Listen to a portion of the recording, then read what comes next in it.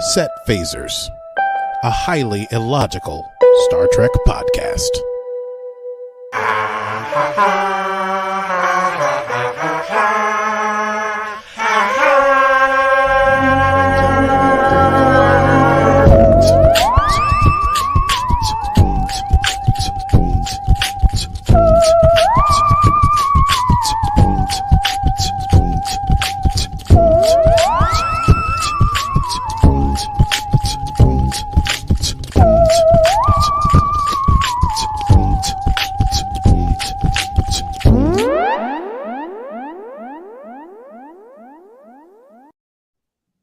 Well, hello, Mr. Bamise. Well, hello, Stevie. How goeth it? How goeth it? It goeth well. It goeth well. How goeth it with you? It goeth also well here in the city of Nashville. Oh, very fun. Yes, very Where are you fun. playing tonight? Nowhere. Tonight is a day off. It's a day off here in Nashville. Just a day off in Nashville. Are you playing in Nashville at all, or is Nashville just a fun place to stop? Oh, we're playing like a festival in like 3 days here. We have a few days off here. Lovely. Yeah. The option was to fly home. I'd be flying right now and then get home this afternoon or evening and then be home for 2 days and then fly back down to Nashville or just stay in Nashville. I decided to just stay. Fair enough. If it's paid for, Yeah. worst places Either to be. way, yeah. You don't want to fly home Musician? for 48 hours, right? No. Exactly. Yeah. Yes, I'm doing quite well. I'm mostly well slept. And I very much enjoyed this episode. Welcome in, listeners, to Set Phasers, a highly illogical Star Trek podcast. Today we're talking about Star Trek Lower Decks, Season 3, Episode 4, entitled Room for Growth. Room for Growth.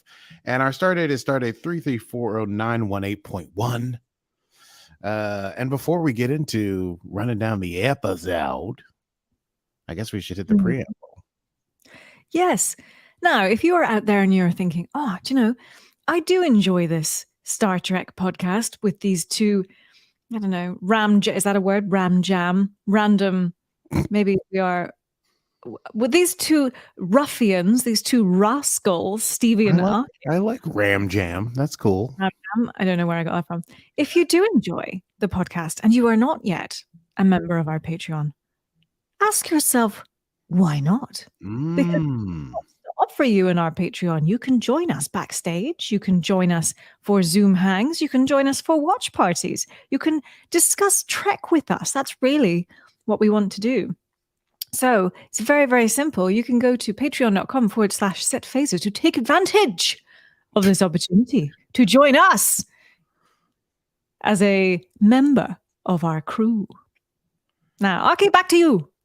What an excellent ad read, Stevie. I mean, I know you just made it up, but it felt like you were reading from a script as a professional. Thank you so much.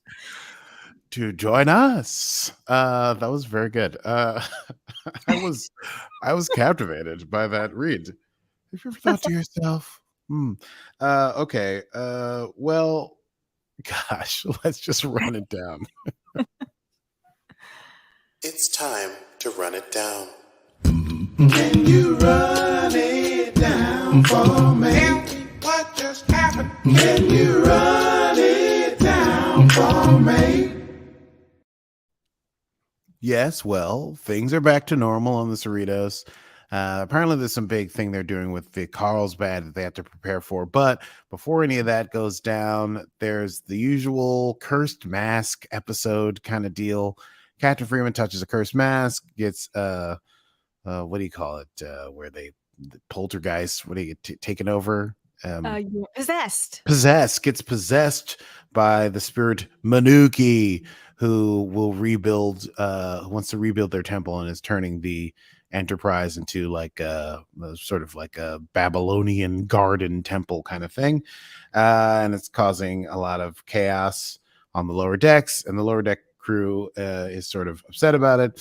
Anyway, they get that sorted, as you know, any competent crew would, And then the engineers and Billups have to spend just sort of like a week just working nonstop to repair all the temple stuff and getting vines out of conduits and grottos and things like that were turned into stone need to be turned back into hull plating, I guess.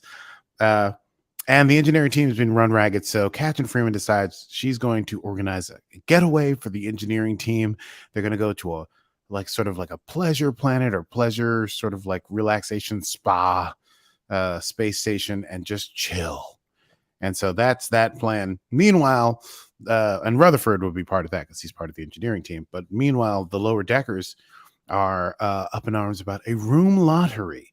Apparently, 4 rooms on deck 1 are open, and there'll be a lottery for it. And they're hoping that they can get one of those suites. They can each get one of those penthouse suites, and they can live, kind of cool. And but as they're discussing that, and Rutherford says, "Hey, put my name on the list if you can." And they're like, "Yeah, you never get your name on the list. It's always weighted towards senior staff." Tendy's pet entity called Goopy gets knocked out of the glass. She has to follow him into it. I'm not sure actually what Goopy is. I assume Goopy's alive. Let's go with them. Let's go with them. Assuming that they're sentient. Goopy goes into a like Jeffries tube. Tendy follows and overhears the mortal enemies of the lower deckers, who are themselves Beta Shift, Delta Shift, discussing a plan to sneak over to the terminal where the room lottery is going to be, and get everyone else out and sort of hack it so that they get the 4 rooms for themselves. When Tendy tells Mariner and Rutherford that, Mariner's like, "No way. We're going to beat them at their own game. We're going to sneak in there to the terminal before them and put our names in for the 4 rooms." Meanwhile, the engineering crew heads to the space station, the Dove, a relaxation place where they give you wristbands to monitor your relaxation level. And everyone has yellow, which means that they're sort of at a caution thing. But the administrator there, who's a very relaxed, chill, spa kind of person, is like, "We're going to get you to be calm. It's going to be great." Shows Captain Freeman's with the engineering crew and shows them there's like a puppy lounge where just puppies play with you. And there's like a mud bath area where you just lie in a mud bath and get massages and stuff like that. So, Captain Freeman's looking forward to this, thinking that she's really creating sort of a nice present for the engineering crew. Meanwhile, during that tour, the engineering crew, tired as they were, stopped and fixed one of the doors on the ship. And so the administrator realizes they have their task set out ahead for them. The lower deckers decide they're going to take a holodeck, a shortcut through the holodeck to get to the terminal before the Delta shifters. That is when they run in on a program. And this was a very weird, disturbing, yet wonderful scene. Oh, it was full of pleasure. Yes. Apparently, Shax and Dr. Ta'ana, who I think we've known are an item for some time. I think we knew that they were an item last season for some reason, before he died or something, whatever. So that would have been season 1 if they were an item, because he died at the end of season 1. They're running a program in black and white where they are basically bank robbers and they're fighting the feds, and they have it's like 1920s, Bonnie and Clyde style bank robbery, and they've deactivated the safety protocols, and they are sort of this is their foreplay, I guess. So the lower deckers get to witness this, and also Shaq stopping the programming and complaining that he wants a deeper connection. And he's like, "I died. We haven't even talked about that. I want to talk about our dreams and our secrets." And Dr. Don is like, "Oh, okay, fine. You want to know secrets? I can tell you a secret. I can tell you how I lost my tail." But then before she tells him, she says, "Well, maybe let's get in the mood." And then they go back to firing guns and stuff. So the lower deckers boogie out of there as quickly as they can to not witness anything en flagrante. And I don't know if that's a word. That might be ramdam. They enter a swampy area. We got a little cameo from, I think, Lieutenant Kayshawn from season 2, who's like the they speak in the metaphors, who's gardening. But anyway, below the garden is a swamp, and it's full of nitrogen oxide, and so Boimler and Mariner start tripping, and they oxygen levels are depleting. But Tendi, as an Orion, is not is impervious to that, so she has to drag them out while Mariner thinks she's in an egg, and Boimler thinks he's walking through a maze. Meanwhile, on oh no, I forgot the name of it. On the Dove. Last time on the Dove, the engineers are in. What's that?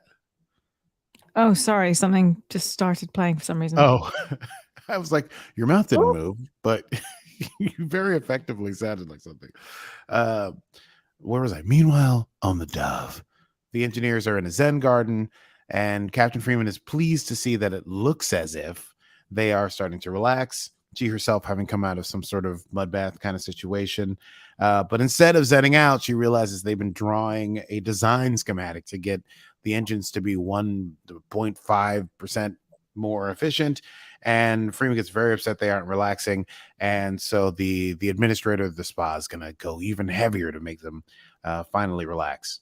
Meanwhile, the lower deckers find a low gravity room, which we'll find out is near the deflector dish, because while they're jumping around and having a sort of a nice reprieve from crawling through jungles and swamps and stuff, an asteroid cluster approaches the ship. Ransom fires up the deflector dish. Boimler gets caught in the centripetal force and gets yanked out and is about to get like spaghettyified, as they say. And so Tendi and Mariner have to make a tether out of their clothes and their persons in order to grab Boimler from the spinning wheel of death that is the deflector dish. Finally, back on the Dove, the engineers are getting mani-pedis.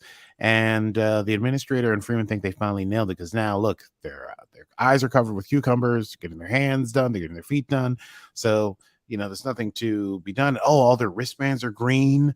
And then as Freeman goes around, sort of inspecting, like, yeah, this is working out, she finds out that they've been putting cucumbers beneath the wristband as a hack to get the wristband to be green. And that sends Freeman over the edge, and her badge goes from green to yellow to red to black, which causes like a huge alert on the Dove. And the administrator has Freeman taken for intensive treatment, saying that she's been repressing huge amounts of stress for months, and if the intensive treatment doesn't work, she'll have to go to Starfleet Medical back on Earth. She would have to be taken off active duty in order to be healed, because she's that stressed out. Meanwhile, the lower deckers get to a vent right in front of the terminal, but they're there almost at the same time as the Delta shifters, and there's a standoff. But then bonding ensues, and they tell wonderful stories to each other, including one about when Ransom was a caveman and was locked in the cafeteria and made a wife out of a bunch of churros. And they come to a point where, like, the lower deckers are like, hey, you know what? Maybe we all just walk through together, and even if we don't all get rooms, we'll have made friends along the way. But then the door they were waiting on opens up, and the Delta shifters literally kick them down and walk through without them. The lower deckers do eventually see like water dripping from the Minooki stuff and manage to find a way to the terminal. But as they get there, they realize, hey, they had a great time. B, it's not 4 rooms on deck 1. It's 1 room on deck 4. Oh, the old... what is it? Boys from Syracuse mix up, the old Amelia Bedelia. Okay. I don't know what you're talking about. Just when someone switches, it's not 4 rooms on deck 1, it's 1 room on deck 4, kind of thing. I'll look up Amelia Bedelia. Oh, Amelia Bedelia. That's a children's. It's a series of children's books about a hapless maid. Would you have had those overseas? No, I didn't. I don't think Amelia Bedelia would translate. Katie talked about it, and I'm like, what are you talking about? So I'm familiar with the name. Yes, Amelia Bedelia was constantly feeding the dishwasher and soaking the cat, that kind of thing. Just getting everything backwards. It drives a child insane. You're like, no, Amelia Bedelia, as you're reading the story, or just me. Anyway, they decide, you know what, let's give this to the Delta shifters, because then they'll have to choose one person to get the room, and it'll break up their group, and that's a fate worse than death, because how long will be lower deckers and be able to hang out with each other? So they decide to hack it so that only the Delta shifters can get it. and they think they've got them. Meanwhile, back on the Dove, the doggy room with all the dogs and even some extra rabbits is not helping Captain Freeman relax. But the engineering crew have engineered a way to relax Captain Freeman, like get her months worth of relaxation by some kind of thing they built out of like one of the turbo lifts. And though skeptical, Captain Freeman enters and in a matter of seconds is fully relaxed, green wristband. The administrator realizes if they had these, people wouldn't even need to come to the Dove anymore. So Freeman and the engineers depart. They're like, yeah, we did it. Hooray. We've relaxed. Everything's great. And after they leave, the administrator tells one of her assistants to destroy that thing immediately. And in the end, we find that, yes, Delta Shift did get the one room, but they turned it into one room for 4 people. A double Amelia Bedelia. It's not 4 rooms on deck 1. It's 1 room on deck 4 with 4 cots in it. Anyway, the lower deckers are sad that they were too tired to realize that would have been an option, because now Delta Shift has their own sweet party lounge. Rutherford's a little upset that they didn't think of that when they got there, and he's definitely not relaxed from his time on the Dove. And at the very end, we see Ransom enter the mess hall casually, say hello to a few people, and then whisper to the replicator to give him 35 churros hot. And here endeth episode 4, season 3, Star Trek Lower Decks, entitled Room for Growth. Let's chat about that. I say, darling, let's do a quick chat about that. Yes, let's do. Let's do. Let's do. Ooh. Well, I was happy to see the return of the Delta Shifters. Yes, some antagonists for our hero. Yeah, evil, not evil per se, but the yes, as you say, for antagonists for the lower deckers. Who even at some point in the episode they're like, how are they even in Starfleet? They're so not cool. But I liked that. I also liked that they bonded, but then got betrayed. Sorry, no, by all means. My dog farted. Oh. And it smelled that bad. I had to check. Congratulations. Yeah, it was. Yeah, these things scare me. Well, I mean, break up the live stream because I'm going to go and pick up crap. Oh yeah, listen, hey, you got to do what you got to do. I mean, if it smells that bad, I can vamp while you remove a noxious substance from your. Thankfully, I think it was just gas. Ooh, wow, that's even more impressive. It's quite impressive that gas has traveled the 3 or 4 feet to get to my nostrils. Mm-hmm. And this will all be edited out so strongly. Will it? So. You sure you don't want to leave all this in? Okay, no dog farting.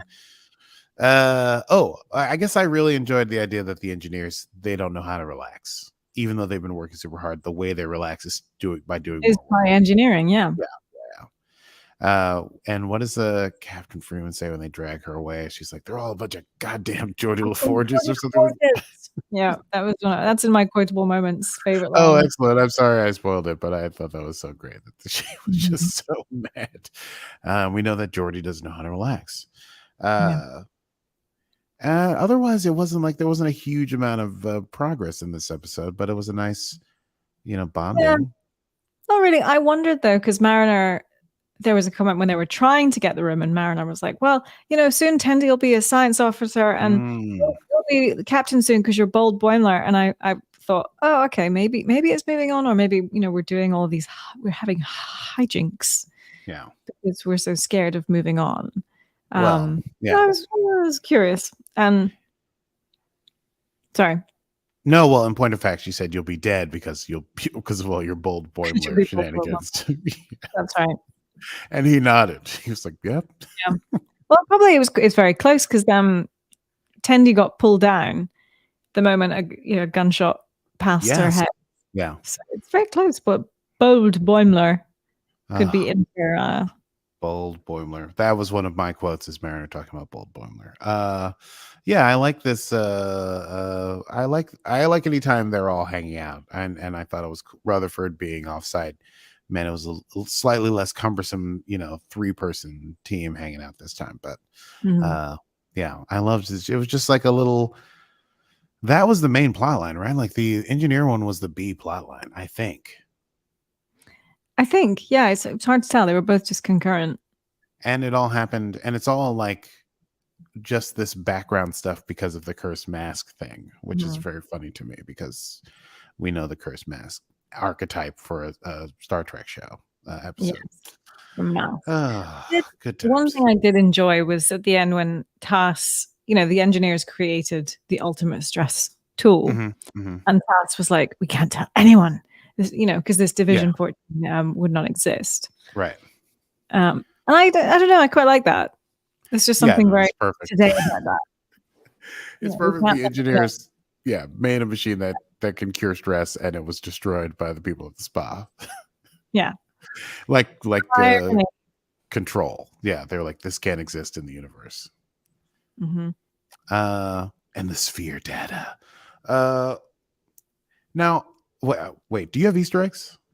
I have a couple, not very many. So I feel like this is part of the chat. Is that I don't remember. Is Strange New Worlds coming to this season of Lower Decks, or is Lower Decks going to the next season of Strange New Worlds? Oh, do we know which is, because one is visiting the other, right? Lower Decks crossover. Let's see. And it would have to be a space-time thing because the Pike is so much previous to. On the crossover, the Beatover will be on the crossover of season 2 of SNW. Oh, excellent. Great. Then I'll stop looking for it. I'm like, is this a Pike episode? How does Pike get here? Okay. Well, then never mind. Hello,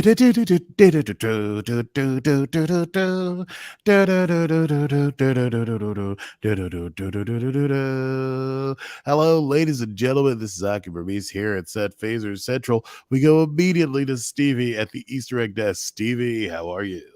Well, hi there, Rocky. How you doing? So good to be back with you here at the set of Lower Decks. We have a couple of Easter eggs for you today, not a lot. I think there were so many I'm just crossing over into my normal accent. There were so many characters that we are so used to seeing. Our Temba Arms Wide guy, what was his name? Kayshawn? Kayshawn. I was going to call Kayshawn. On the Division 14, we've seen them before. So if we were to think about, new Easter eggs, Minooki referencing the Masks episode from TNG. I think it was season 5. That's what I'm going with. I didn't write it down. So Anna and Shax's relaxing in the holodeck seems also to hark back to TNG season 1. I'm forgetting the name of that episode. It's the one with Cyrus Redblock and, that one. That was season 1? My God. I think so. Yeah. Oh, maybe it was season 1. I'm going with that. All right. But those are pretty much the 2 that I picked up on. And I think given that we're seeing more character development and arcs, I think we are seeing somewhat less. And I think, I don't know. I think we're less surprised by some of the Easter eggs. And the ones that were in this episode, I felt they were not new. Right. There were a couple that were new, but nothing. Like the Minooki thing, I think was really the biggest one. Right. That was sort of the real payout. But other than that, I didn't see a hell of a lot. Did you? I didn't pick up on anything other than Minooki, of course. I do feel like it's fine. This was just an episode that was just about the Lower Deckers doing their thing. Course. Yeah. It's a fun time. And it was still a good ep, even though it wasn't hyper self-referential to Star Trek. Yeah. Of course. And you had your throwback to Geordie and whatever. But again, I didn't feel like that was particularly, that they weren't new as such. But should we move on to, hang on. So Aki, how about we move on to quotable moments? It's back to you in the studio. Thank you very much, Stevie. And indeed, we shall move on to quotable moments. Quotable moments. What did you have? Okay. Well, I want a t-shirt with, this is the second week in a row that Tendi said something that I want a t-shirt of. Tendi said, ooh, I've always wanted to explore an ethical gray area. That sounds great to me. I enjoyed that. I had, let's go tit for tat. I had Phillips saying, very, very beginning of the episode, saying to Captain Freeman, "I don't go down to her sick bays and tell her how to hypo her spray." Mariner saying, "We really need to do something about this bold boiler thing. It is not sustainable." Speaking of Boimler, when they went into the holodeck and Shax and Anna were having a shootout, he says, "Oh yes," and I can't quite remember what he said, but he called the bank a bonk. Oh yes, he said this is where people used to keep money. I think it's called a bonk. And this is just listen, you have your dogs, I have a cat. Is it Taz, the administrator? The puppy playpen is one of our most popular offerings for the more deviant among you. We also have kittens. Yes, indeed. It's very good. And my last one, similar. Increase puppy levels. Oh my god, yes. And I have one more, but it may be for the sign off, so I'm not going to use it. Okay. That means we don't have news this week, do we? We don't have news this week. We've had so much news. No news. Then it's time for next time. Ooh. Let's find the button. The button! Next time on Set Phasers. The button. I found buttons. I found the button. For me. Okay. Well, hey, I hope you liked this episode. We found the buttons at the end. If you enjoyed it, you can catch other episodes of Set Phasers wherever you get your podcasts. We have dozens of episodes out, I want to say. I think that's a safe bet. I can't say hundreds, and I know it's more than tens. I could probably find out. What are you going as to Halloween? What do you get drill? Let's try that again. What are you dressing up as for Halloween, Arky? Someone taking a transatlantic flight for a tour in Europe. That's what I'm dressing up as. Oh, really? That's exciting. I actually leave on the 29th or something. But yeah. We are 106 episodes. What are you talking about? This is dozens. Yeah, wonderful. Dozens, nay, hundreds. 100. Well, we're 100 plus, so I think we can. Or does you have to be 200 to say 100? You have to have more than 100. You have to have multiple hundreds to say hundreds. I mean, it seems technical. We can say over 100. That always sounds good. With over 100 episodes. Yes. So let me take that again. If you liked what you heard, you can hear more episodes of Set Phasers. We have over 100 episodes that you can check out. That's it. And I had somebody reach out this week saying, "Oh, are you guys going to recap Prodigy?" Ooh, I bet we could. It's a show for kids, but that's never stopped me before. I think we didn't do it because there was not time. Yeah, I feel like it was concurrent to something else too. But we should. I mean, even if we just do like a. Well, I have to watch it and see if it's engrossing enough to do episode per episode. But I admit I haven't actually watched it all. I'm happy to watch it. I'm happy to watch it. I'll take a look. All right. Well, we'll figure it out. Anyway, was this a child that asked? No, it was not. It was not. I am not super child friendly. Let's put it that way. Okay. That's not what my demographics here say. They say you've got demos from 3 to 11. It's pretty strong. Kids, I mean, no, I would say I like kids 3 to 11. That's fair. They're fun to play with. Before or after that, they're harder work. Well, they're just babies. Yeah, there's the babies or they're mini people, and I think babies and teens. Stay away from babies and teens. Babies and teens. Yeah, it's the in the middle sweet spot I'm good at. Anyway, do follow us on Instagram or Facebook, and do follow us and rate and subscribe to our podcast. I should say we are at Phasers Podcast, but do go and give us a follow if you are enjoying this episode and you have not followed us already. Quite. And to repeat ourselves, there is a Patreon that has Patreon things that you can get from Patreon, like video of this. A lot of you missed out on some very exciting canine flatulence if you're listening to this not live. So I have to leave that in. No, leave it out. Now though, people will be like, "Gosh, I wish I had the premium membership so I could know about whatever he was just talking about." You can also cut that out too. Making this hard. You're making this edit hard for me. I do. Yeah. I do this for fun. I spend my free time editing this episode and putting it up for people. Yeah, it's Sunday. And you make it hard. All right, listen. I like just a few things to keep you on your toes. Just a few things to keep you on your toes. Okay. All right. Well, that concludes our episode, I believe. Until next time, I am Stevie Mans.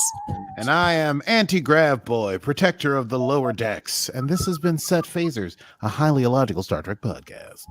Computer! There's the button. End program!